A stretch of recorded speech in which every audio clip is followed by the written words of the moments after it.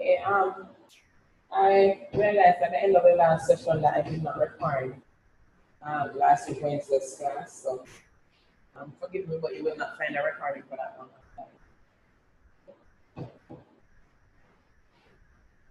The slides over there.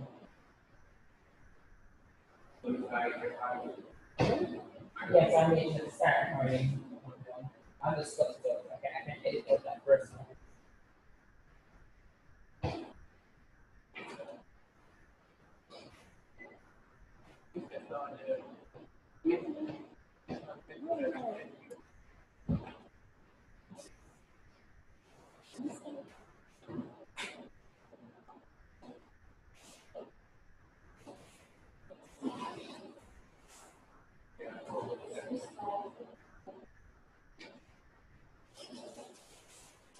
Okay, can everybody online still see the screen? Can you see the slide that says what is the deployment diagram?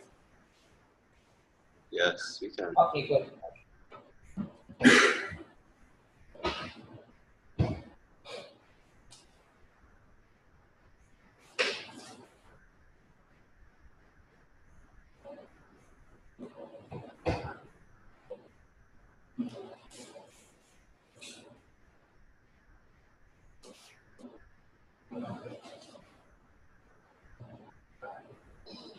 All right, let's begin.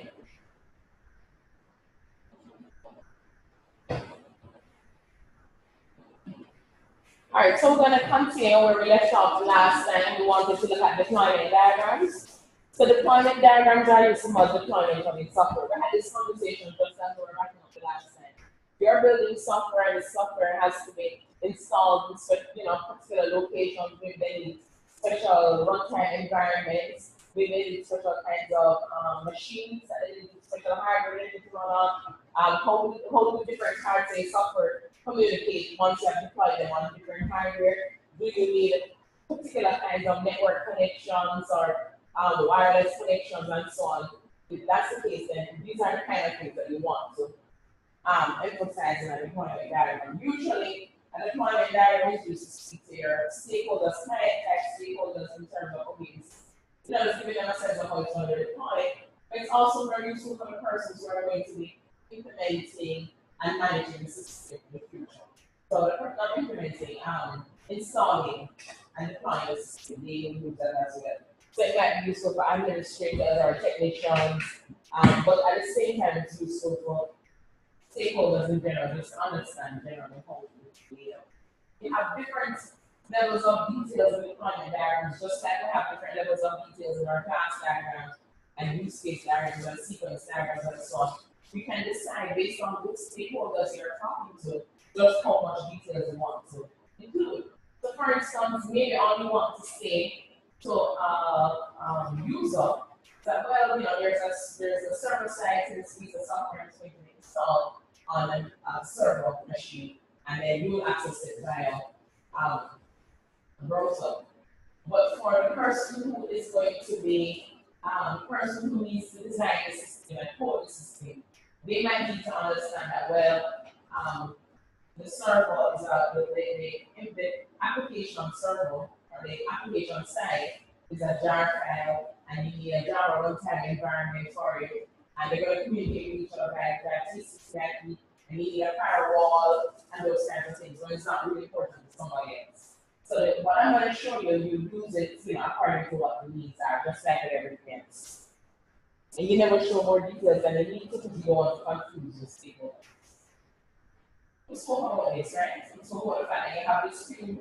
We use the cuboid to represent devices, and we use that little square box with notes, or the term artifacts, the stereotype artifacts on it right here. This also represents, and this is also another way of showing that you have an artifact. In some tools, you will have access to the box with this note on it. But if you don't have that, then you just have to use a plain box and you put the stereotype artifact in. Most tools will include just plain boxes that you can use for different things and stereotype. Same thing for the device. Usually there's a cuboid that you use for the device. If you don't have that cuboid available, then you make sure and use the stereotype device to indicate that it's a device. You can specify what the device is. So in this case, you know that the device is a desktop PC. And down here, we know that the artifact is a jar file. I feel like we did all of this already. And we spoke about the fact that artifacts are the files that are in the final products that you need to install in different places or store in different places. We said that there were different ways to indicate that we're looking at deployment.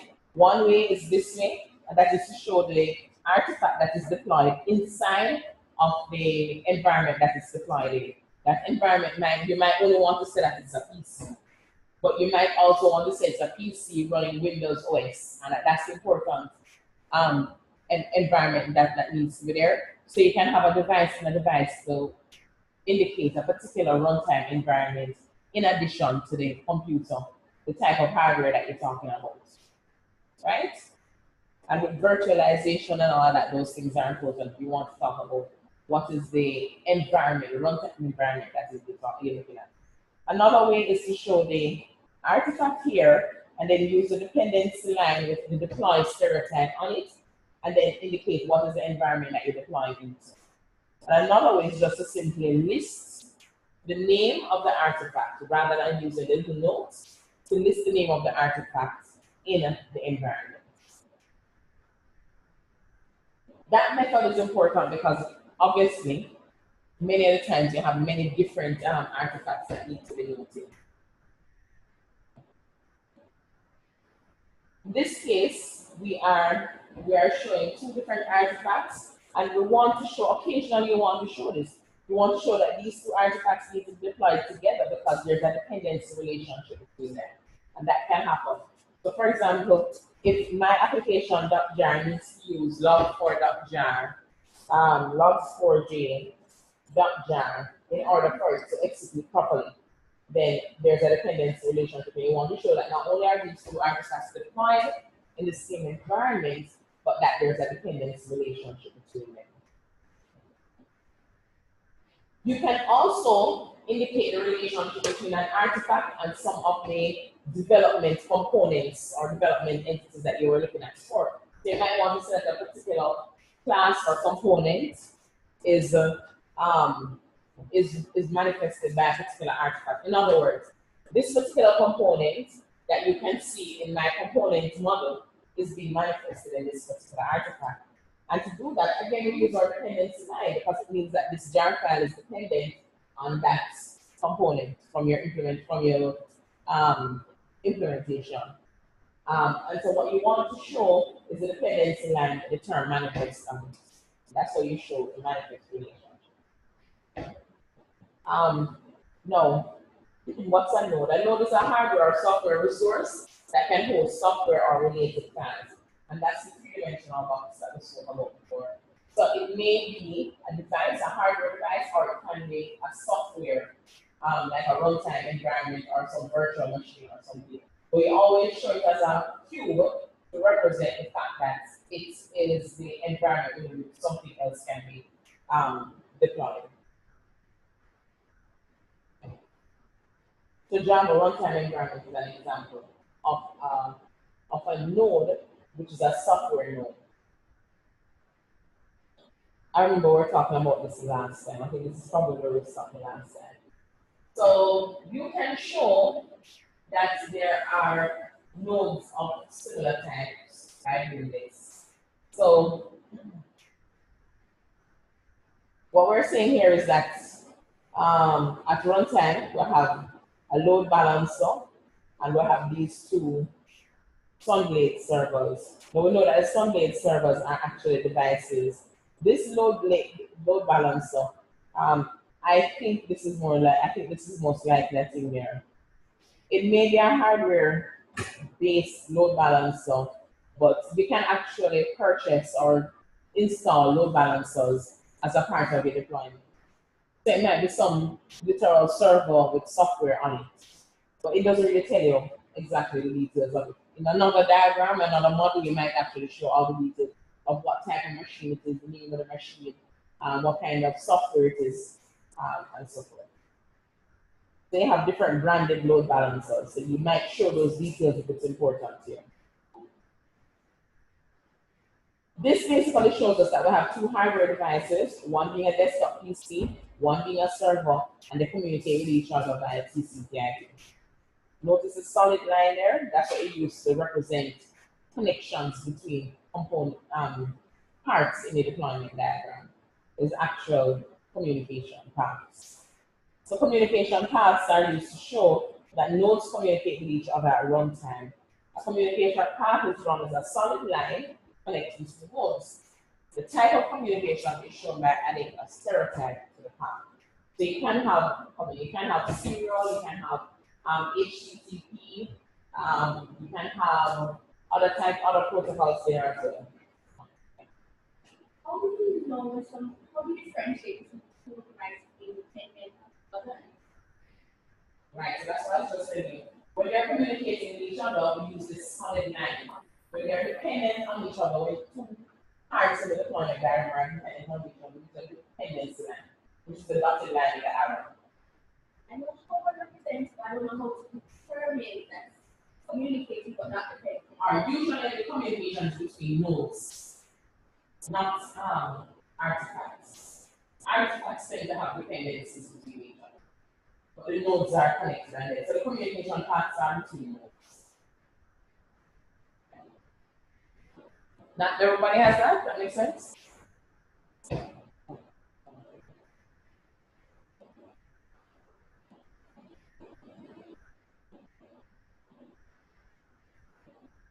So, how would you describe this? What do you get from looking at this diagram?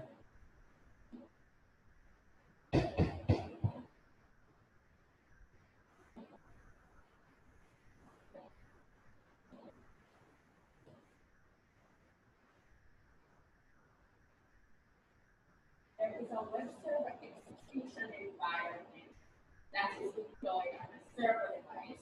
This web server execution environment communicates using an RMI protocol to communicate with an EJB container which is an execution environment on another server. Okay. You know what RMI is? Remote method invocation. You probably would have seen that in Java. So there basically you can have objects talking to each other across a network. A remote method invocation is one way of doing that. But basically, it's interfaces that allow the objects to talk to each other in a way that the coding would be just like if you were talking, like if objects were talking to each other on one machine. So that's what remote method invocation is. Remote methods are objects talking to each other remotely. Objects talking to each other remotely, but the coding is simplified by you creating these interfaces that have IP addresses and ports associated with them so that the objects just talk to each other without having to think about the network. And what is EJB? So EJB is Enterprise Java Beans. It's basically a component-based software development framework. They can develop Java Beans. They're like software components and they can talk to you. Morning. Now, what's a deployment specification? It's a special artifact specifying how another artifact is deployed to a node. It provides information that allows another artifact to run successfully in its environment. So, deployment specifications are drawn as a rectangle with a stereotype deployment specification.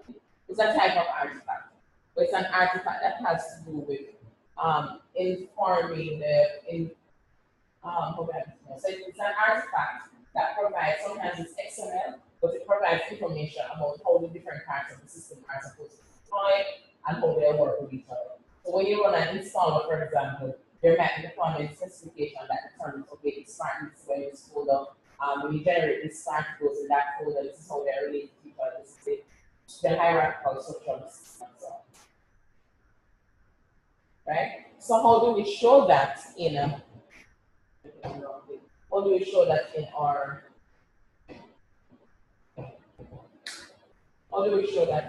model? And you see this are too clear. here. Thank you, better.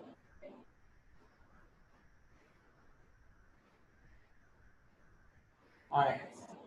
So we can see our execution environment, access, execution environment. We see that we have a deployment specification called deploy.wsdd, and we see a dependency arrow for,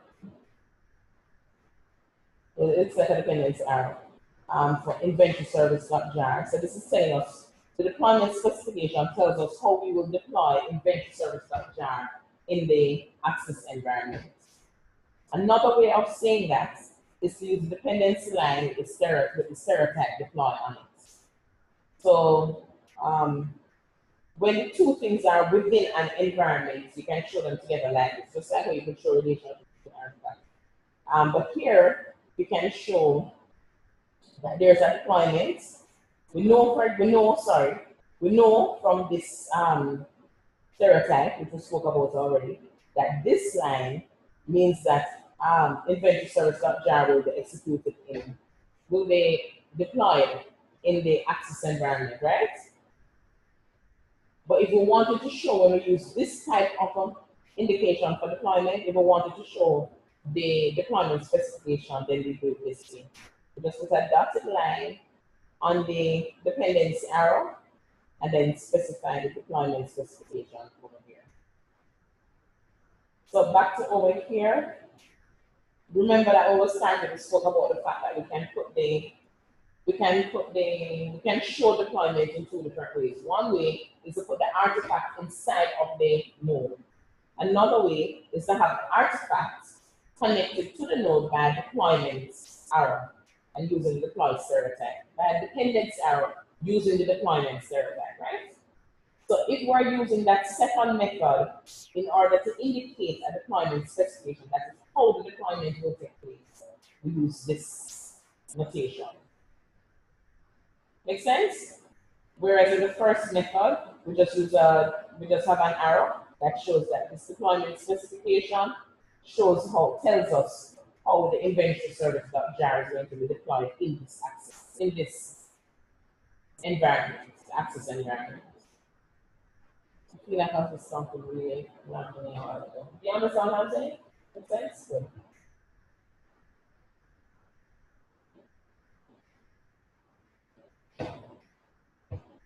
Okay, so what does the deployment specification look like? It can look like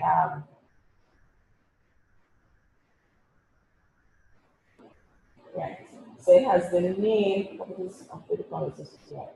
So it has the name of different details related to the deployment specification. They can be listed right here. So for example, this one says that there's a class name of type string, there's a set of allowed methods, and so on. This is another way of showing it.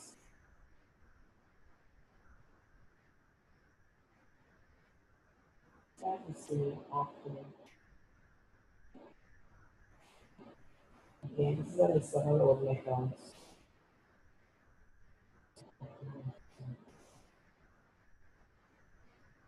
So I have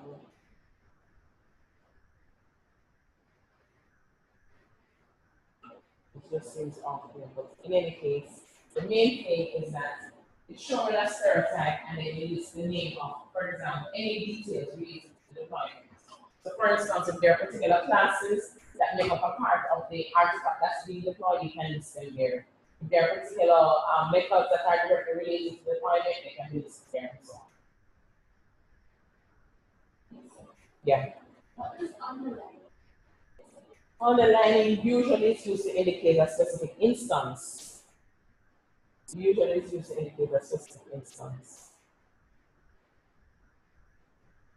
What is it about WSD? I don't know. It's a particular file type. So it depends on like the framework you're using.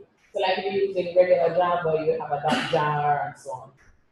So if you look over here, this is some access environment. I don't know what the framework is right here that facilitates this, but this is the artifact is a jar file and deployment space. This has to do with whatever framework you're using.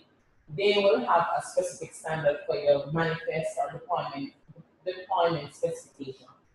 So sometimes you'll see an XML file, or you might see DOM or something like that, but it just depends on the environment, like the framework that you're using.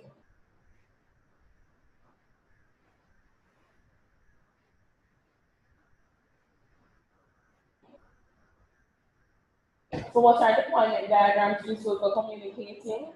They're useful for communicating what your architecture is made up of. For example, your architecture includes a web server, application server, or database.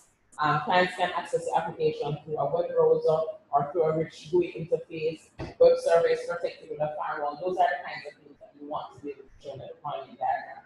And some of the things you don't have a standardized way to show. For example, there's no standardized way to show a firewall. You just use a box, you can stereotype it, or you can put a labeling on it.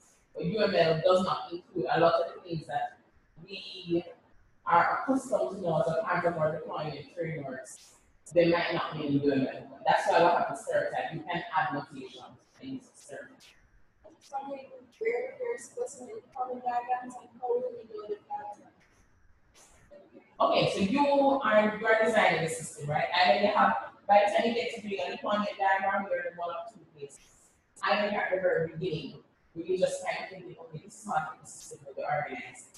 And you say, okay, I think it's going to be a client service system. I think it's going to be web-based and so on.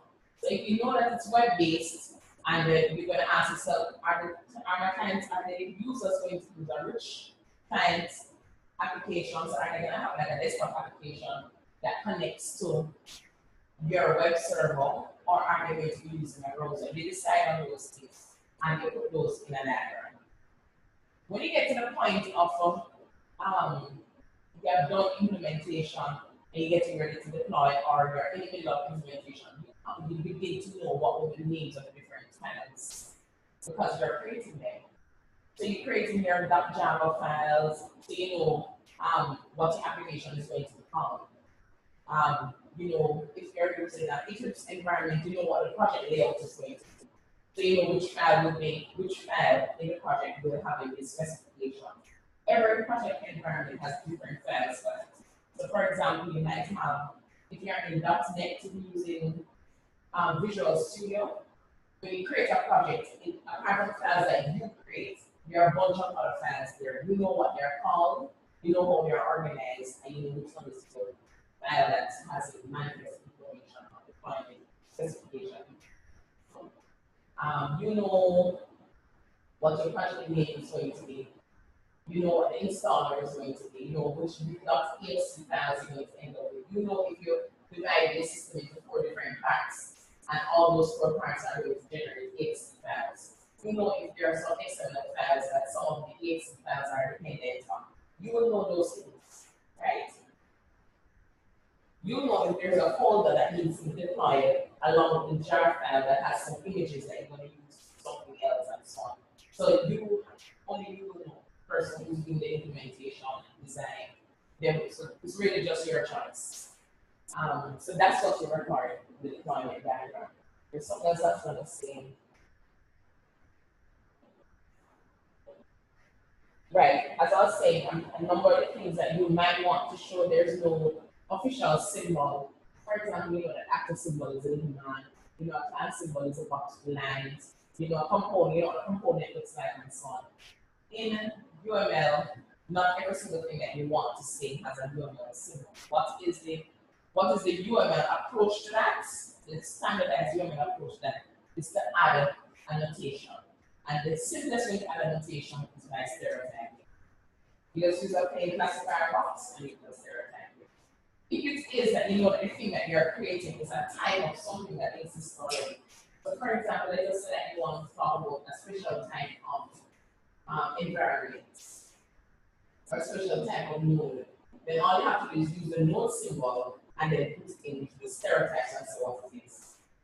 So if it's a virtual desktop, it's obviously not as a machine. So but it is an environment, but it's a special type of environment. So you might decide to create a node and put a stereotype and put so and so virtual desktop environment or something like that. But it means you're creating an execution environment.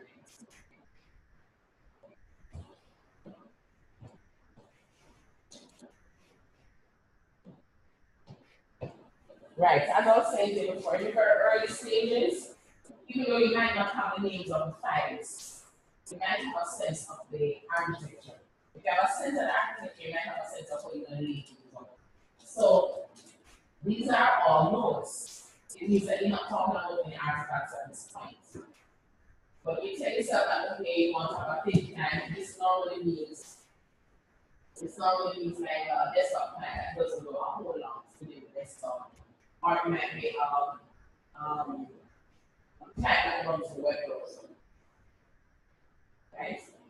And then you know that there's going to be a firewall in between the client and the web server. Then you got this web server is connected to an application server. You know that there's some client side that is a rich client, it's a desktop application that actually does some processing, but it's dependent or it works with the application server across the web as well. And then this is going to be connected to a database. So that's what you want to do, for instance. But as you go forward and you design the details of the code and you decide, okay, you're going to use Java or you're going to use C# or whatever time you decide what type of server you're going to use, what type of firewall, you add that information as well. You might realize that, okay, let's wait for these components to talk to each other is, we're going to go across the internet, and so since they're across the internet, you know that these are system connections. You may not put the name in for all the connections to customize the objects. You're talking about web servers and you obviously communicating across the internet. There's some communication that you might want to highlight that there's HTTP communication, or you might want to show that there's a pure HTTP communication. You might want to talk about the fact that this is an HTML, there are particular HTML files that you want to indicate, and so on, links, or you use the dependency line or you put the artifacts here, with the artifacts involved.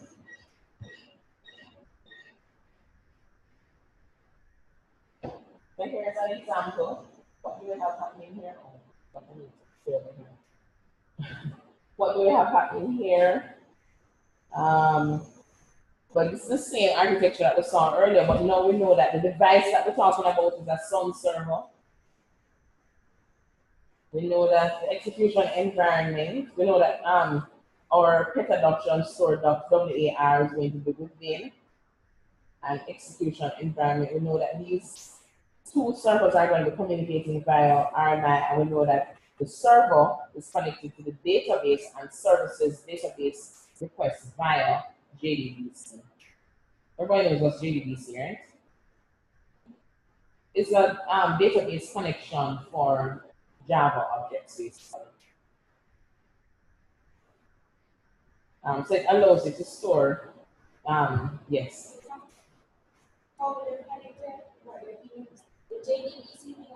You don't have to, if you don't know. But once you get to the later stages of the design, you usually do know. So you can use it ODBC or JDBC or something else. You might know the details of what type of database you're using. If it's an Oracle database, you might have the database, the file, database file name, and things like that. All right, so this is a nice one that I want you to look at. This is the last slide. It's an example. So I want everybody to just look at it for 2 minutes and then tell me what's going on. Every single entity, I want to talk about what everything, each of the different entities is doing, what every element is doing. And what they are.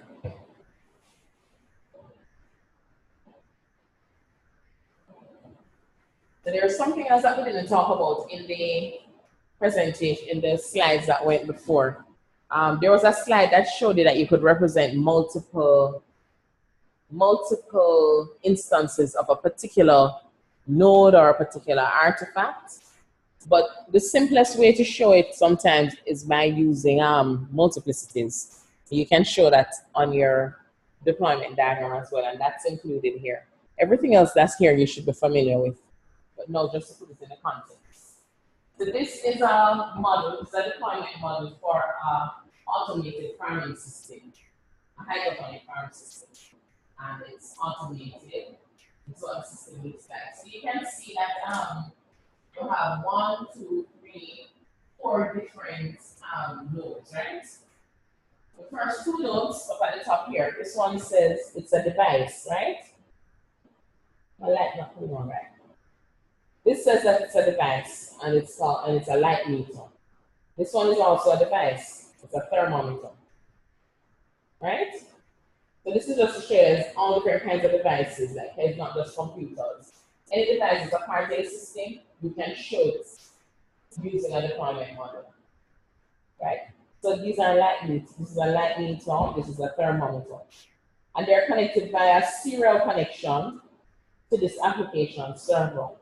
What do these numbers mean though? So we have one dot dot star and one here. What does this mean?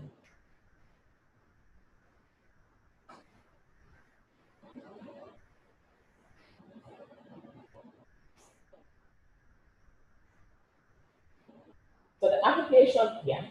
One application server has one primary connected. Right, connected to it. So remember that this is the communication path. This solid line is a communication path. So it means that the server, the computer that is serving as a server, is literally connected via some type of serial connection to sensors or to the devices that pick up or measure something in the environment. So one of them is a light meter. It actually tells us that this one given application server, one instance of an application server will have one or more light meters connected to it, and it will have one or more thermometers connected to it. Make sense? And then inside of the application server, we can see that there are four artifacts, right? We have a heating controller.exe, cooling controller.exe, environmental controller.exe, and lighting controller.exe. What do these lines mean? These arrows here, what do these mean?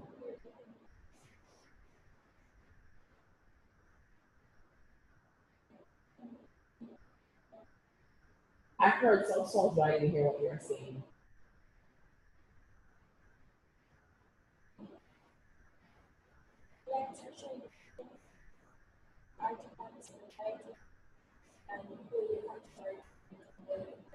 The lighting controller, heating controller, cooling controller are all dependent on the environmental controller. And then, what does this line mean?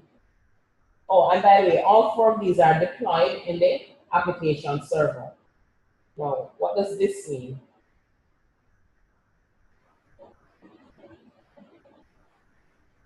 The environmental controller is dependent on on something called a gardening plan developer.exe. But I have a question. Where is the gardening plan developer.exe executed? Hear me, not executed. Where is it deployed? I'm losing it. It's deployed on a PC. Right? Because this is the symbol for doing that. Remember, we can either put them inside, we can show deployment by containment, or we can show it using the dependency arrow, the stereotype, right? So we know that this actually belongs inside here in the PC. Now, what about this? What is this saying? We have deployment spec, gardening plan developer.xml. This is what I'm using.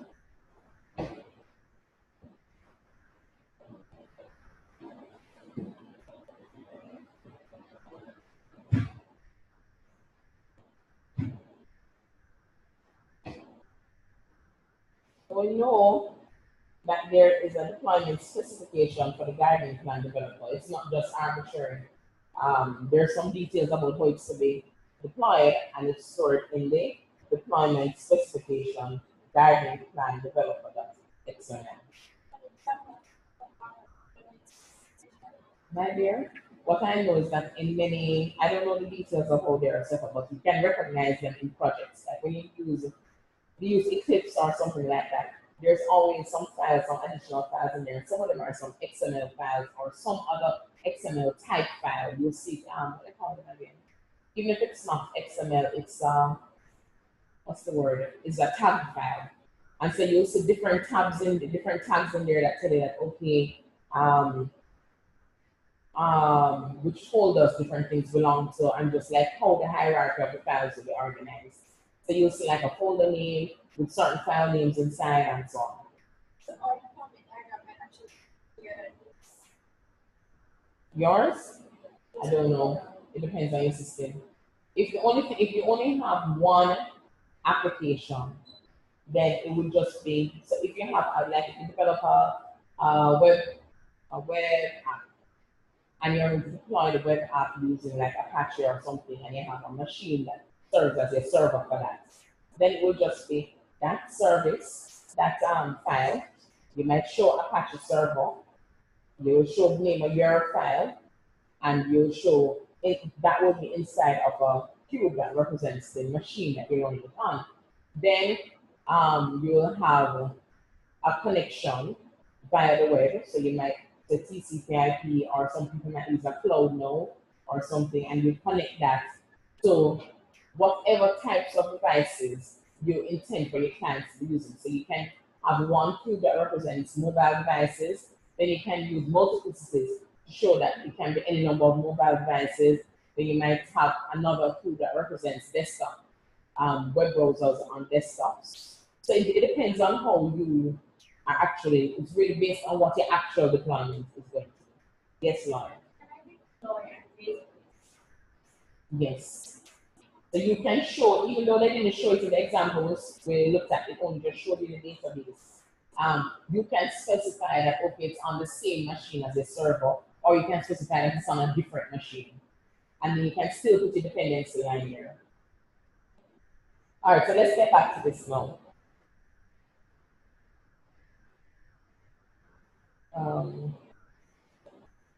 What does this mean? The scan analyst here with this dependency line.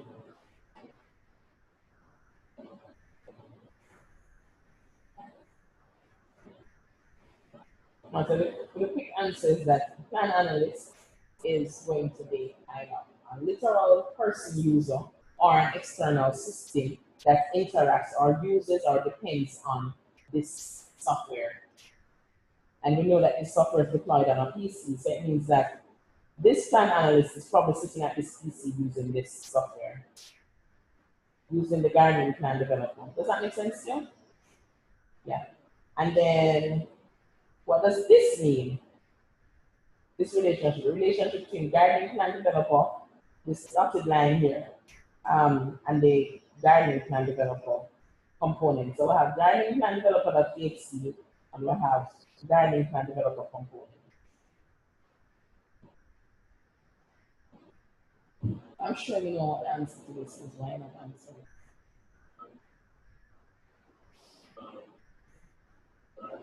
So the plan developer exe manifests this component. So in other words, when you were generating the exe, it was a Guardian plan developer that you compiled and converted into an exe to create this exe. It's manifesting the behaviors that you defined in this particular component. And that's it. That's it. And that's it for UML for this course. So the next thing that this is the last thing UML that we're doing. So you need to study these and practice them and try them and so on. Next thing that we need to do is, I'm going to do a lecture on software architecture. And that's kind of related to the last two diagrams that we did, package, components, and deployment. Because when you're describing the architecture, if you're using UML, you don't have to use UML to describe your architecture as a person. So in the context of UML, if you're describing your architecture, these are the three diagrams that you use. You can also use sequence diagrams and class diagrams. But in terms of the structural representation, this is where you usually start. All right. So we start talking about software architecture now. Can you say manifest one more time? Okay, so manifest is just a way of saying that this, most of these actually are the same thing. This is the guy, this is a component. Remember, in the class diagram, we said that we could put our classes together into components, and the So this is really a part of your logical structure, not your physical structure. So the components don't really exist in runtime. Understand? They're almost like classes, but they're like bigger classes. So this is really designed. But it is possible, though not necessarily all the time do it, it's possible to say when the deployment diagram is talking about physical manifestation and what you actually install on the computers and what is going to cause the program to run, right? But you can now say that this particular exe file is manifesting this component. Because you are the one who wrote the program. So you would know that you have a file called, just going to get this down to the smallest thing. If you had a class called student.java, and then you compile it, you get a student.class, and then you generate a jar file.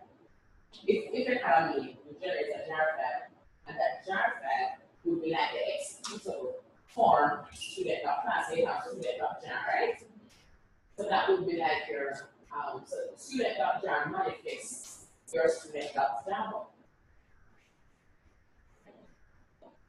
Your student class, yeah, because we're talking about the logical thing. So you just say, so it's the same, a component is similar to a class, it's just that it's made up of it. So it's the same type of thing. You just want to say that this manifests this from your original coding. And also, when someone is looking at your design, the model of the overall system, they can say class model, component model, sequence your views of the different views we organize. So sometimes you want to tell somebody that, okay, where this came from is really, if you look back, you want to know what this does. You can look back in the component diagram and you'll see Darwin can develop, Darwin can developer, and you can look and see which classes are in there, what it's doing, and so you know what this is about. Okay, guys, that's it for today. Thank you very much.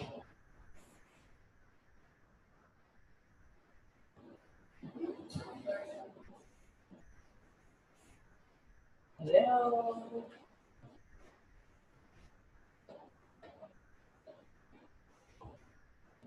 Oh. Okay, thank you very much. All right, hold on. I want you to say something for me again. Just say thank you again. Let me hear something. Thank you. I don't know why this thing doesn't work. I put this in. All right, guys. Thanks a lot. All right. See you next week. Well, Monday's a holiday, so we will not resume lectures until next week, Wednesday. Okay. Okay, good. Bye-bye.